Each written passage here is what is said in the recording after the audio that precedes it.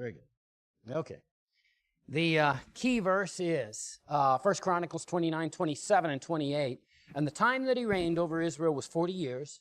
7 years reigned he in Hebron, and 33 years reigned he in Jerusalem. And he died in a good old age, full of days, riches, and honor. And Solomon his son reigned in his stead. Now, it was not an easy path for David to go from shepherd to this point in his life. He went through a lot of turmoil and trouble in his life. But in the end, and we've talked about it numerous times, both in our lessons, but also in messages that have been presented to us, David was a man after God's own heart. He sought to serve the Lord. He was not perfect. But each time that his sin was identified to him, what did he do? He repented and asked the Lord for forgiveness. And that's really a key lesson for us, as we look at this today. The application: the student will commit himself to faithfully serving his generation by the will of God. David certainly was a great king, probably the greatest king that Israel ever had.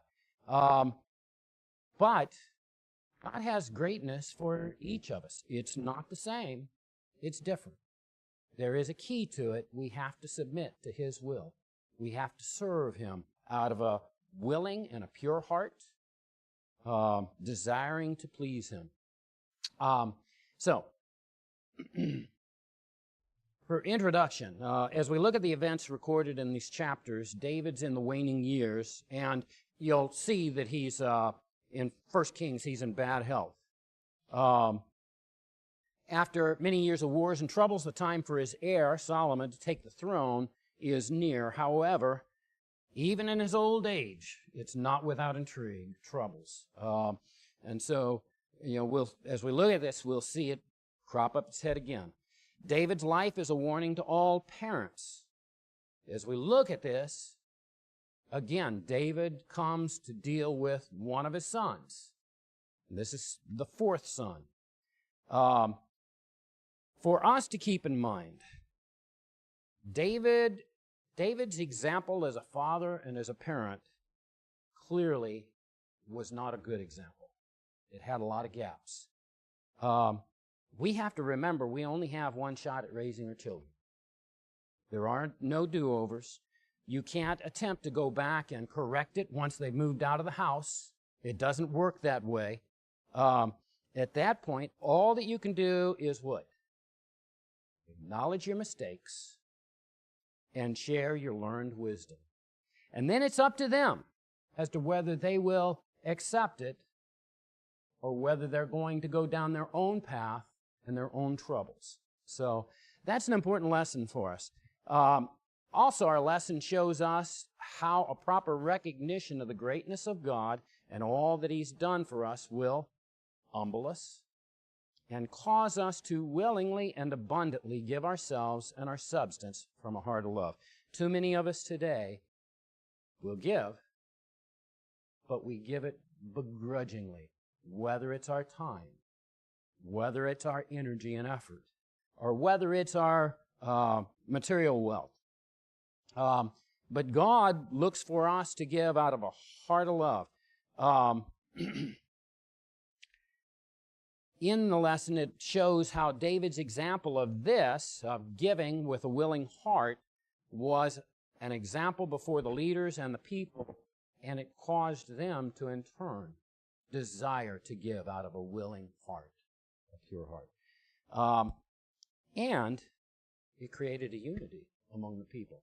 I think and we're going to look at, if we get far enough, if I shut up here, we're going to look at, again, a revisiting of the building of the temple. They were unified. And I think about the work that we've been doing. It's physical labor, just like the building of the temple. It is an opportunity not to divide, but to pull us together, to come together in unity. There has been a lot of work and prayer and thoughtfulness from Brookside Missionary Baptist Church even when people couldn't show up for work days or other things, you can tell there was a concern and a prayerful attitude about the effort that was being put in.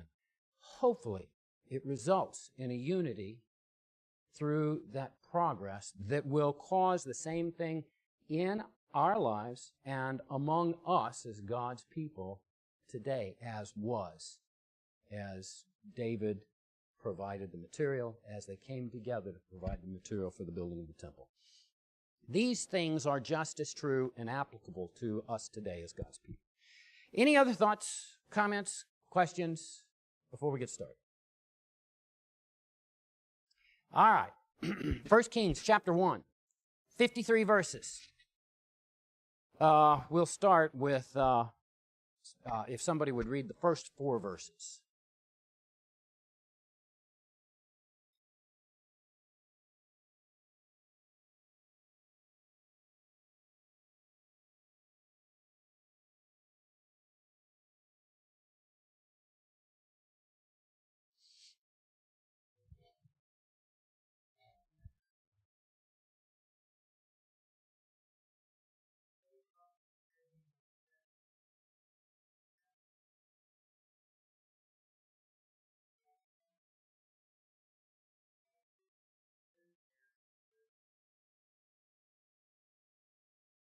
So what's important about these verses?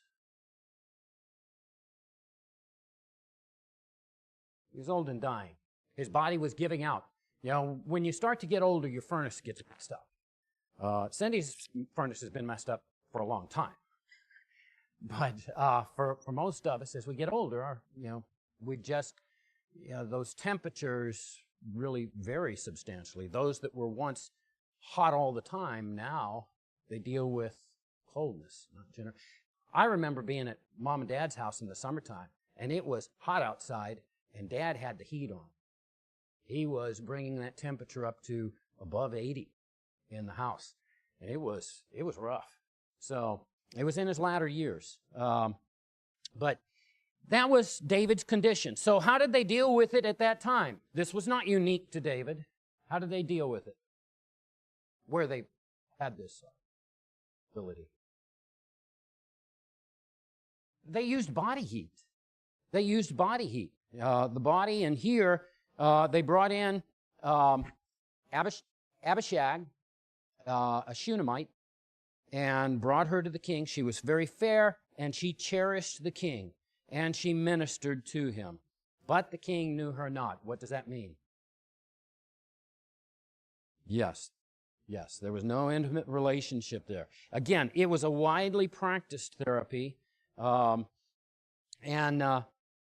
it's clear that David didn't have that intimate relationship with Abishag, although when you look at 1 Kings chapter 2, 13 through 24, when we're dealing with Solomon's son, she was still considered as a what? Concubine. Yeah. Because what Adoniah? Thank you. There's too many Abiathars and Ahithophels and Abishags and all right. Well, anyway, so clearly from those verses, she was considered even then a concubine. Now, the Bible still is not accepting of more than one. God in Genesis, one man, one woman. So these are violations, but it did happen a lot. So it is not an endorsement of those practices. All right, any thoughts before we go on? So let's go on to verses 5 and 6.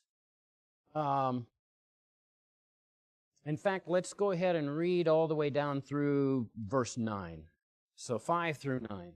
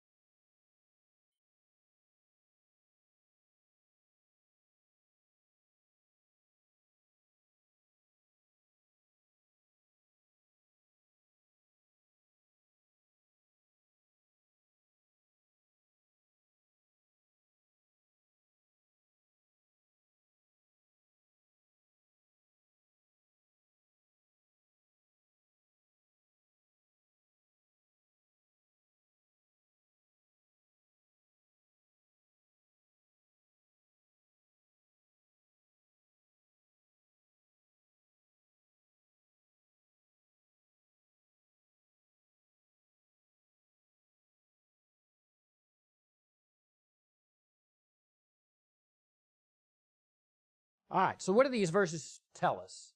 Just sort of summary. What's going on? Yeah. Now, who is Adonijah? Yes, he's the fourth son of David. The first son was Amnon. What happened to Amnon? By Absalom. Yes, why? What did he do? His sister, his stepsister. Yeah, Absalom's sister. Yes. And then Chileab, number 2, he disappears from the narrative, and most assume that he died at an early age and therefore is not discussed beyond that. And then Absalom, well, he killed Amnon. What else? He got killed for trying to usurp the throne. Now, what are you seeing so far among the sons of David? They wanted to be king. They clearly weren't raised properly. I think that was one of David's faults. And I think these verses sort of indicate that, because in verse 6 it says, "And his father had not displeased him at any time in saying, why hast thou done so?" What's that saying? Is this the first time that David has been guilty of that? No. Amnon? That's right. He, instead of correcting and disciplining, he allowed it to go on without addressing it in a proper fashion. Now, what does the Scripture tell us to do?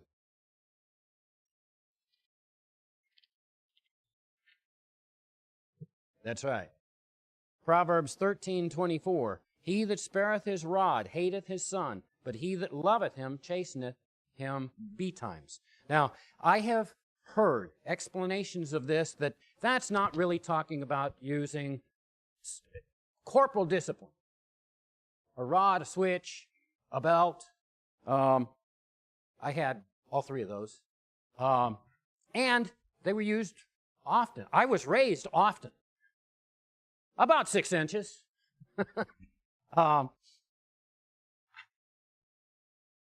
The problem with that is, when do you need to apply it? Immediately, and when they are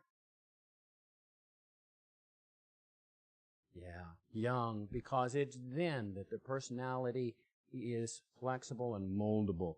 As they grow to a certain age, if they're acting out, you better deal with it before they get big enough to where they're clocking you. I have seen situations where parents failed to discipline their kids and became fearful, and you'll see in the news results. Parents being killed by their children because they never corrected them at a young age. Or the correction didn't stick and they didn't deal with it how they needed to from there. So anyway, it is a warning to us. I included it in the introduction because what's more precious to you than your kids? Well, my kids might say grandkids. I will say, grandkids are great. Yeah. For those that are in the parenting stage or looking toward the parenting stage, get through it as best you can, but the real prize is grandkids. But anyway, so we see the results of David's upbringing. Adonijah, trying to usurp the throne, was a product of David's parenting. It's in the way it's described here, it really speaks of a spoiled brat that does whatever they want without repercussion. Now, it also in verse 6 tells us a little bit more about Adonijah. He had a lot of the same problem that Absalom did. What was Absalom's problem? In the remaining of verse, he is also a very goodly man. He was good looking. And his mother bare him after Absalom. He carried a lot of the same traits that Absalom carried, along with that desire to please me. Okay? It's whatever I want. And so it shows up here. So what does he do, verse 7? He confers with whom? Joab and Abiathar. Now, who are these two? Who's Joab? Yes. Was the head of the army several times. Why? Because every time David would give that position to someone else, what would Joab do? Kill him. And the same way, beneath the fifth rib. It was popular with Joab. He liked that fifth rib. And so that was Joab. Now, certainly Joab had his benefit. He was a mighty warrior.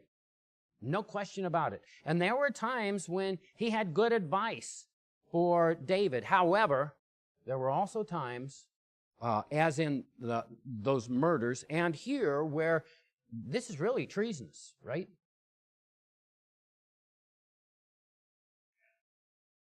That's right. That's right. Abiathar. Who is Abiathar? Priest.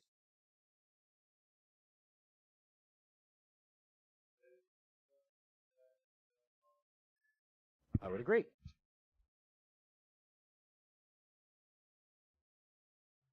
Yep.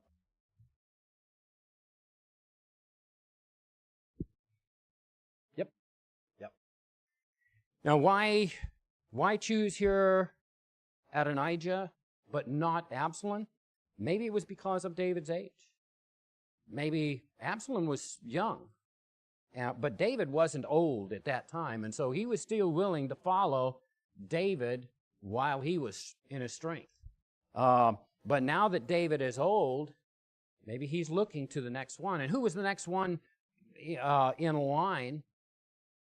Well, by God, but typically it goes to, king goes to oldest.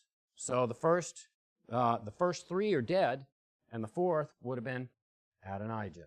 So Joab dismissed God's choice of Solomon for who would have been man's choice. So, and that again would seem to reflect what Brother Evans was just saying. So he conferred with Joab. Adonijah, again, he was the priest. He was David's faithful advisor. But again, because of David's age, probably, he decided he was going to place his bets on Adonijah. Verse 8 is a telling. But Zadok the priest, Benaiah the son of Jehoiada, and Nathan the prophet, and Shimei and Rhea, and the mighty men which belonged to David were not with Adonijah. Why?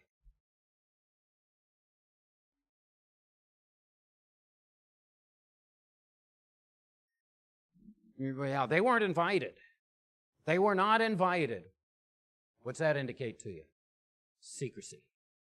This was being done secretly. Now, it would come to public, but they were not invited, probably because of their loyalty to David.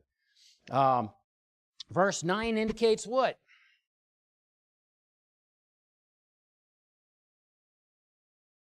Well, offerings to their bellies. Offerings to their bellies. And Adonijah slew sheep and oxen and fat cattle by the stone of Zeheleth, which is by Enrogel. So they're at Enrogel, and called all his brethren, the king's sons, and all the men of Judah, the king's servants. You'll find out later that it is for the purpose of a great feast to celebrate what? The new king. David's not dead. I'm not waiting for him to die, though. I'm taking over now. And so that was the intent.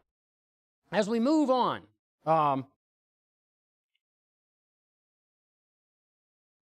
verse 11. In fact, verse 11 and 12. Would somebody read those?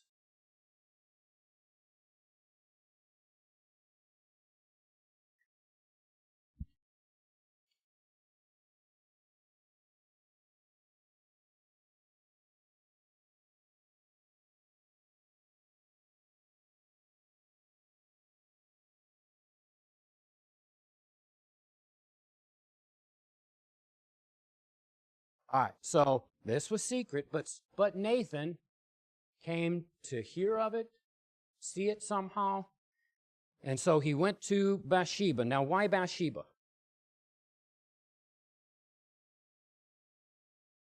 She was David's wife. She was the mother of Solomon. And verse 12, the last part of it, gives one more reason.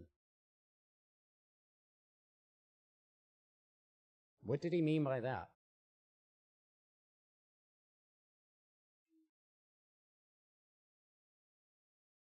That's right. Now, not just in Israel, everywhere. That was a standard practice. Any opposition, when you took the throne, boom, out. It's similar in politics. They may not take their life, but they try to cut them off at the knee so that there's no opposition. So our politics isn't much different today. But that was Nathan's concern and what he relayed to Bathsheba here in verses 11 and 12. Hey, we got a problem, and we need to do something about it. And so what does he tell Bathsheba to do? Yeah, he actually instructs her, go to David, make him aware of it, and I will follow up as a confirmation of what you're telling him. That way, in the mouths of 2 or 3 witnesses, everything can be established. So, in verse 18, and now behold, Adonijah reigneth, and now my lord the king, thou knowest it not. Otherwise it shall come to pass when my lord the king shall sleep with his fathers, that I and my son Solomon shall be counted offenders. Okay? And that's, again, going back to what Nathan was saying about their life being in jeopardy. In the verses, verse 15 through 21, Bathsheba reminded the king first that he had sworn the throne to Solomon. Not just swearing upon his own oath, but upon an oath invoking God. God's the one that actually named Solomon and called him to the throne.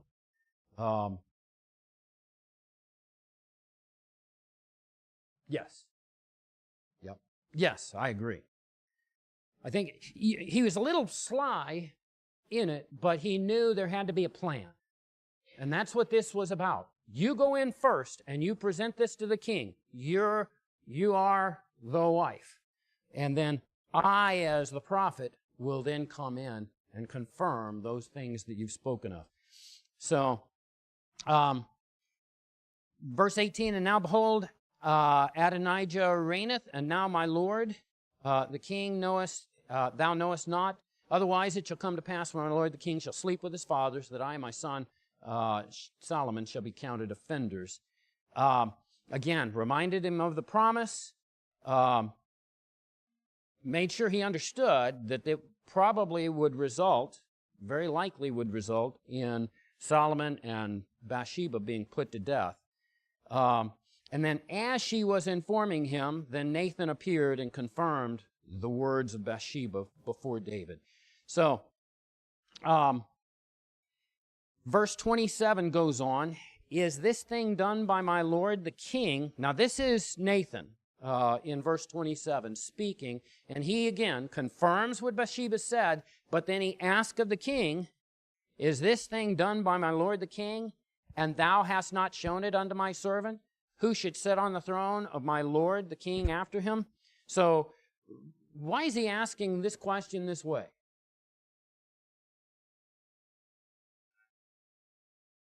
Yeah. What had been decided was first given by God to David. David was told, you'll have a son who will take the throne, and he was told his name will be Solomon. Go back to, I think it's 1 Corinthians 22. 1 Chronicles, thank you. 1 Chronicles 22. And it gives the details there. But this was changing the king's edict. So really in verse 27, Nathan concludes what he confirms by asking David if crowning Adonijah was his intent. We go on, we continue, verses 28 through 31. And actually, so really it runs, 28 through 31. David reconfirms to Bathsheba his oath, his pledge. In 29, and the king sware and said, As the Lord liveth, that hath redeemed my soul out of all distress, even as I swear unto thee by the Lord God of Israel, saying, Assuredly, Solomon, thy son shall reign after me, and he shall sit upon my throne in my stead. Even so will I certainly do this day. So what he's really saying is, I'm going to, and win. Today. Yeah. He wasn't dead. He wasn't dead. He was going to go ahead and do this thing today. Verse 29, the king sware and said, As the Lord liveth, that hath redeemed my soul out of all distress. And there's maybe not a man who could say that more effectively than David. Certainly, the Lord redeems us out of distress when He saves us. But in addition to that, throughout our life, as we go to Him and seek His deliverance through our troubles and trials, I'm sure all of us can recall times when the Lord has delivered us from the troubles and the stress. Those things that we thought we'd never live through. I don't know how many times I died lifetime. Not really, but I thought I was going to. So, continues through our life. Verses 32 through 53. In verse 32, it says, And King David said, Call me Zadok the priest, and Nathan the prophet, and Benaiah the son of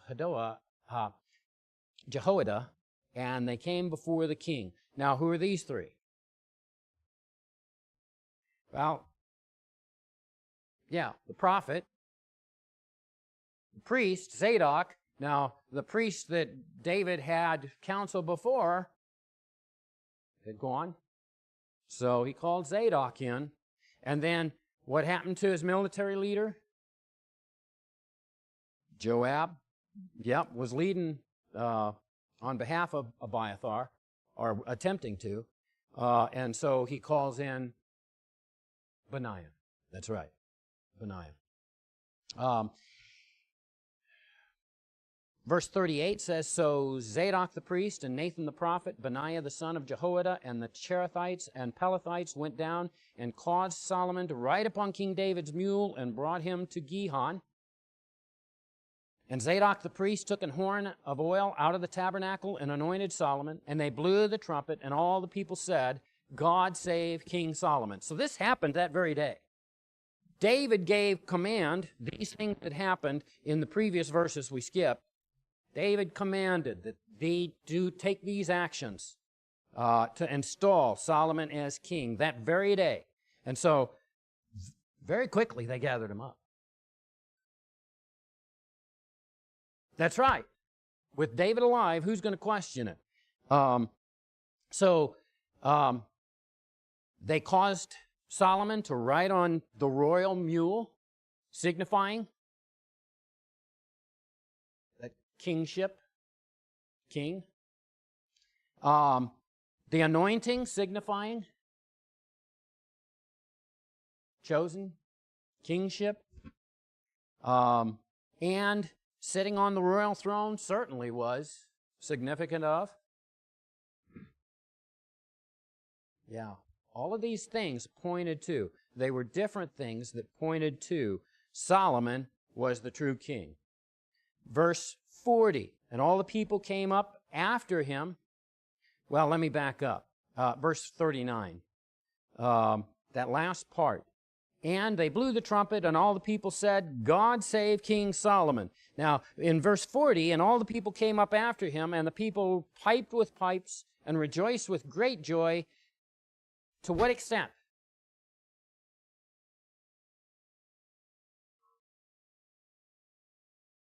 Yeah, yeah. We took the animals. I'm out at the vet 3 times this week. I don't like that because it always costs me a lot. But the last time I had Drew with me, and as we were walking out, the ground rumbled, and there was a noise and a horn. What do you think it was? Choo-choo. He's all about trains. And boy, he just got excited. But we heard it afar off, and we felt it before it ever arrived. Yeah, and that's how the people reacted to this. Now, this was, again, put together very quickly. You know, there wasn't an opportunity to gather the people from all 12 tribes to come together, but it was still with the trumpets and with the pipes and all. It was loud. Now, how far? We have Gihon, where this was occurring. Solomon was being enthroned, and there was in Rogel, where Abiathar had his gathering feast. Yes. Thank you for keeping me straight on books of the Bible and names. Adonijah had his feast where he was going to proclaim himself as king. About how far was that? It was approximately a mile. Well, clearly the scriptures indicate that they heard it. Verse 41, and Adonijah and all the guests that were with him heard it as they had made an end of eating. And when Joab heard the sound of the trumpet, he said, wherefore is this noise of the city being in an uproar? And while he yet spake, behold, Jonathan, the son of Abiathar, the priest, came. And Adonijah said unto him, come in, for thou art a valiant man, and bringest good tidings. Boy, is he in for a rude awakening. They think all of this, obviously, people have heard, and they're celebrating. They're excited. Verse 43, and we'll summarize this, but verses 43, the news that Jonathan gives him is, David made Solomon king. Can you feel the lump in the pit of your stomach? I know Adonijah did. Verse 44, he tells him, David had him ride on the royal mule, and he was accompanied by who? Zadok? Yep, Nathan, Benaiah, along with, who are the Cherethites and Pelethites?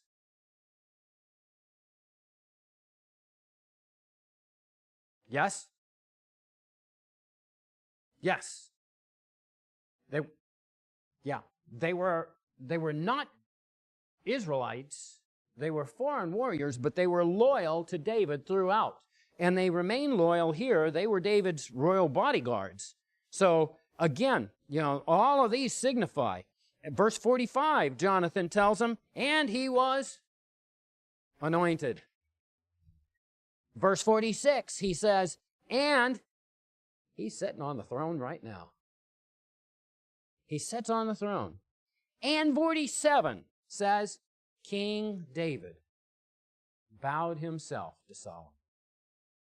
Could the news get any worse?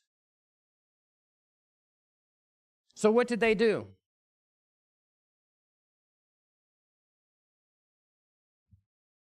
Now, verse 49, and all the guests that were with Adonijah said, be strong, we'll defeat them. Is that right? No, they were afraid, and what a way to break up a party. They were afraid. They took off.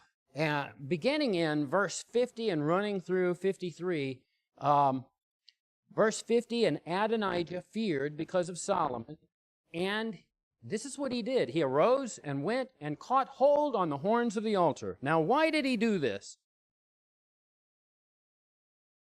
Yeah, he was seeking mercy. He was not trying to kill himself, gore himself through, or any. He was seeking mercy. And it goes back to Exodus 21, 12 through 14, where it talks about if someone has killed someone innocently, they can seek mercy at the horns of the altar. However, it also warns in verse 14 in particular that if they're guilty of murder, then horns of the altar will not save them. So, now, had Adonijah killed anyone? Not that we're aware of. This was treason, but they hadn't put anybody to death. So, what is Solomon's response to him? He showed mercy to Adonijah. He could have put Adonijah to death for treason. But he didn't. He showed mercy, but with a warning. And that warning was? Yeah. If he found wickedness in him, gone. So Solomon gave him a warning. Straighten up your act, or it will be the final act. And that's in verse 52. Thoughts, comments, questions? How are we doing on time? Oh, lovely. We have about 6 minutes. All right. So we need to speed it up, I guess. I don't know. All right. Chapter 2, verses 1 through 4 is David's advice to Solomon. What is his advice here? Well, he starts off with, in verse 2, I go the way of the earth, be thou strong, therefore, and show thyself a man. Solomon's young. He's still got a lot to learn. But the advice that David gives him specifically is verse 3. This is the first part. Keep the charge of the Lord thy God, to walk in his ways, to keep his statutes and his commandments and his judgments and his testimonies, as it is written in the law of Moses, that thou mayest prosper in all that thou doest, whithersoever thou turnest thyself. So what's he saying? Put the Lord first. Fear and obey God. Fear and obey God. Why is fear so important?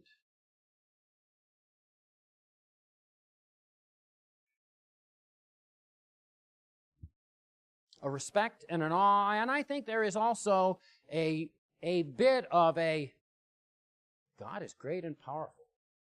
We are not equal to God. God is far higher than we could ever imagine, and we are at the bottom. Fear God and keep his commandments. Solomon actually says that same thing where? Or similar. Ecclesiastes. Yeah. Yeah, and I've got it down here somewhere, but I don't know where I put it. Yeah, Ecclesiastes chapter 12. Flip over there quickly. Yes. Can you read that?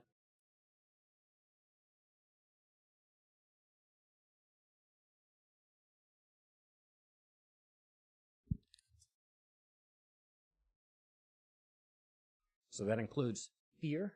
God will bring judgment for every man. Reverence for who God is and the greatness of God, and obedience. But with that comes promises. In the last part of verse 3, that thou mayest prosper in all that thou doest, and whithersoever thou turnest thyself. But also it goes beyond that. Verse 4, and this is where David made some of his mistakes with his children. Verse 4, that the Lord may continue his word which he spake concerning me, saying, if thy children take heed to their way, to walk before me in truth, with all their heart, with all their soul, there shall not fail thee, said he, a man on the throne of Israel. So it is fear and obey God, but it comes with a promise if you do so. And teach your kids to do so. Then it will continue, replicate. All right. Verse 5 through 9, then David turns to political advice. And what is this advice? Kill Joab, be kind to Barzillai, and kill Shammai. I mean, that, in essence, that is the advice he gives. Why? He doesn't say kill Joab because of his treasonous act. Why does he say kill Joab? Guilty of murdering 2 generals, 2 of the captains of the Lord's host. And so David should have addressed that while he was able to, when he was younger. David struggled to control Joab throughout all that time. Barzillai is the one who, when David was on the run with Absalom chasing him, came in and provided food and other support for David as he was fleeing Absalom. And so he said, treat Barzillai, his children actually, is what he says here in verse 7. Well, be kind to them. He actually says, let them be of those that eat at thy table. And then Shammai. Who is Shammai? What had he done? That's right. He cursed David. And again, that was a treasonous act. Now, after Absalom was killed and David was able to go back and take the throne again, what did Shammai do? He asked for forgiveness, and what was David's response? Yeah, he forgave him. Now, was that the wise thing to do? Based on this verse, it seems he still had a lot of questions about Shammai. Now, was it worthy of death? What was Shammai guilty of? Treason. It was against the king. He spoke against the king. And so it was treason, and so it was worthy of death. He just didn't do it. So again, like Joab, he should have taken his own action. Instead, he left it to his young son to deal with. Okay? But he gives these words of advice, political. Verses 10 through 11, 10 through 12, gives us the death of David. Then we find in same chapter, verse 13 through 25, that guy, he just couldn't walk right. He goes and asks for the hand of Abishag, David's nurse and concubine, to marry. He goes to Bathsheba. Why Bathsheba? Yeah, it was a... Yeah, he wasn't going to go before Solomon, so used Bathsheba. And Bathsheba didn't think a thing of it, and so on his behalf goes to Solomon and says, on my behalf, would you give the hand of Abishag to Adonijah? Solomon's response. That's right. It says, do you want me to give him the kingdom too? What's the reason for the request?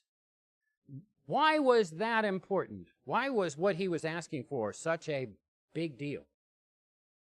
What did Absalom do under the advice of Ahithophel?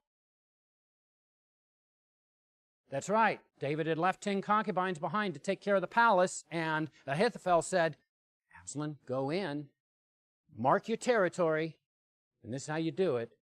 You take the concubines of David.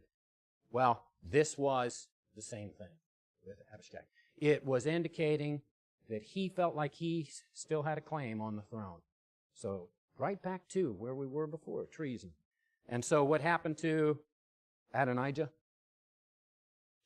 Dead. Yes. Yep. Death. Abiathar, the priest that was involved in this act, what happened to him? Yep.